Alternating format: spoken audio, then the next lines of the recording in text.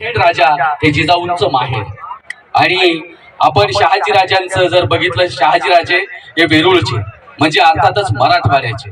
शहाजीराजांचा आणि जिजाऊंचा विवाह झाला. आज बघितला विवाह जिजाऊंचा आणि शहाजीराजांचा झाला.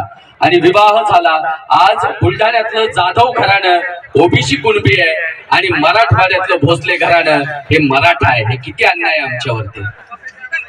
कारण आमच्या महापुरुषांना सुद्धा तुम्ही वाटून घेतलं. आणि ते भुजबळ काल काय बीडच्या सभेमध्ये बोलला माहितीये का?